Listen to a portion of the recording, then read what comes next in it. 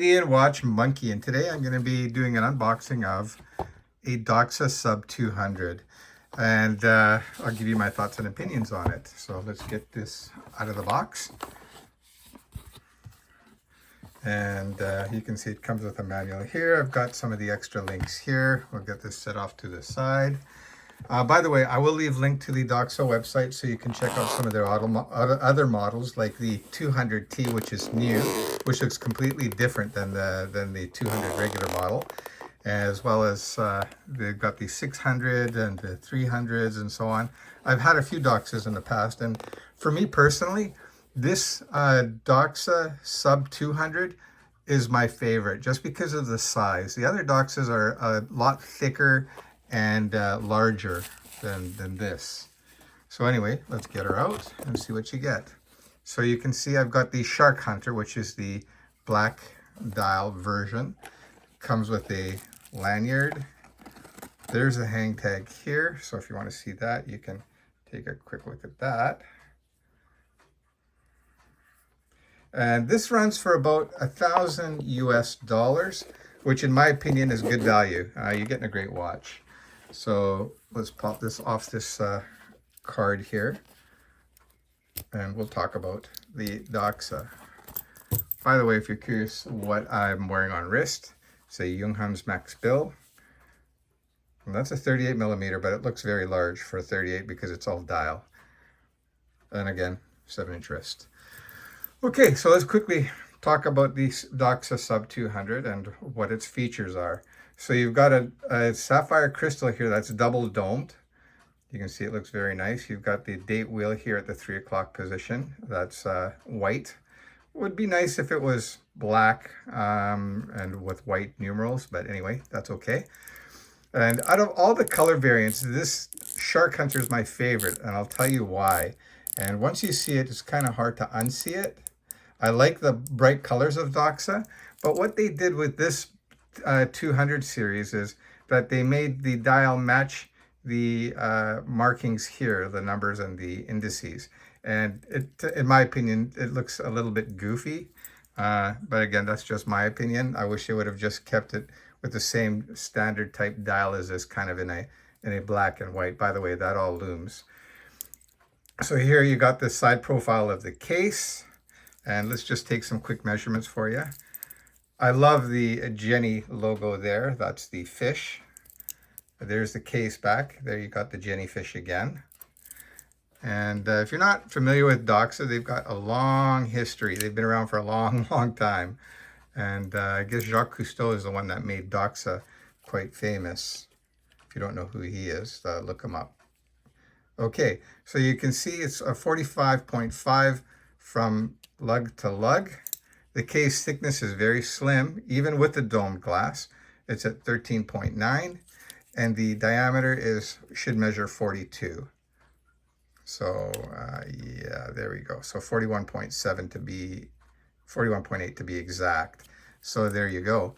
The bracelet is a really nicely made and very comfortable beads of rice, and it's not screw-in, so they're just push pins. Which I like. I've got no problem sizing push pins. What else can I tell you about it? The clasp is mediocre, but there's not a lot of micro adjustment. You've got the 4 positions here, and you've also got kind of a very cheapish looking dive extension. But again, how often do you really use it? This is just like a stamped steel clasp, which is fine by me. That's not a big deal. And let's see, just to put this back on, you go like that, and it clicks back in. So there you go. You got the Jenny logo again. So if you ask me, in my opinion, this is a great looking watch. And for that $1,000 US mark, if you're going to buy new, you can't go wrong. This watch wears so nice. I'm just going to give you, for size comparison, the Black Bay 58. And even though this is a 42 and this is a 59, you can see that the size similarity is pretty similar. The leg to leg looks about the same. You can see that the dial does look a little bit bigger on this. But other than that, that's about it. The thicknesses are also very similar. The Black Bay is probably going to be a tad thicker, not by much. But anyway, we'll put the Black Bay 58 down. I'll put this on wrist for you guys so you can see what it looks like on a 7-inch wrist. And I'll do a lume shot for you in a moment as well. By the way, this is lumed and it's made of, I think it's sapphire. Okay, the bezel insert. It's unidirectional as well.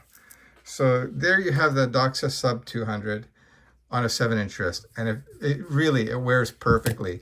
Don't let the 42 millimeter size worry you. It wears small, this watch, in comparison. Wears like a Black Bay 58, I would say. But if you ask me, that's a really nice looking watch and should be a strong contender on your list of divers, especially if you're looking for something a little bit different off the beaten path. And this definitely will do the job for you.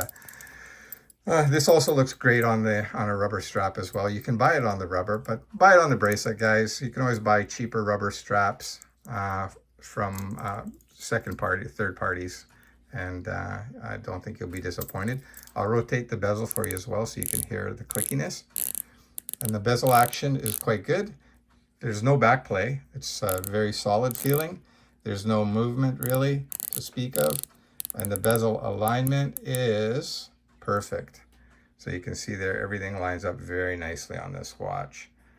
All right, so I'll do a quick lume shot for you. And by the way, the movement inside, I should mention that. On their website, they don't say what it is, but it is Swiss, and it's either going to be the ETA 2824 or the Sellita SW200. Both are great movements. I've had no issues whatsoever with this watch. Okay, so I've got this watch now fully lumed. I'm just going to turn off the lights for you guys so you can see it all in its glory. I'm just going to need a little bit more darkness here. Hang on a sec here. Okay. So there you have it. I think that looks pretty cool. So it's got plenty of lume, and you can see how the bezel looms up as well. So what do you think? Is this something that you guys would consider purchasing, or is it a little bit too different for you? Again, my opinion, and I've handled a lot of watches, the Doxa Sub 200, in my opinion, again, I can't stress that enough, is the best of the Doxa line. It's not your typical classic Doxa 300 where you've got the kind of more of a tonneau shape. This is more of a traditional shaped watch. I like everything about this watch. It's just a very solid, well-built watch. The only letdown, if you can call it that, is the clasp. But again, I don't mind the clasp being like this because it's makes it a thinner profile, which I value more than being made of a stamped steel. So there you go. The Doxa Sub 200. Should definitely keep this on your radar, guys. It is a beauty. Let's see if I can get a little bit closer for you guys so you can really take in its glory. By the way, it is a screw end crown, of course. It's got 200-meter water rating, and the adjusting of the hands and the time in that are smooth. No issues there whatsoever. And then to change the date, you just go to the first position, and you'd hang on. Oh, 1 second, guys. There. Okay, go back in, pop out. Okay, so there, we're in that position now, and you can see the date changes very smoothly. No issues there. Let's see how the transition of the date goes. See how accurate it is. I may have to go around once. I don't know yet. We'll find out when I get to 12 o'clock what's going to happen. Okay, I'm good. Sorry about that, guys. So I'm definitely going to have to go around once. So watch and see the date change. Let's see if it snaps or if it's just a gradual change. That's definitely a snap, and it was right on cue. So I really like that in a watch too. I don't like the ones that kind of drag on, like Seiko's and that. A lot of them will kind of drag on through the date change. But yeah, I think it's a fantastic watch, and I think it's one that you should definitely keep on your radar. Again, guys, I'm totally independent. I'm not sponsored. If I'm recommending this to you, you know, it's an honest review, and I've handled a lot of watches, so take that into account, that you're kind of getting this advice from someone that's fairly knowledgeable with watches. All right, so that's a wrap. I hope you guys enjoyed that episode of the Canadian Watch Monkey, and we'll see you on the next one. If you haven't done so, please like and subscribe. It really helps, guys, and it keeps me encouraged to keep making content for you all. There you go.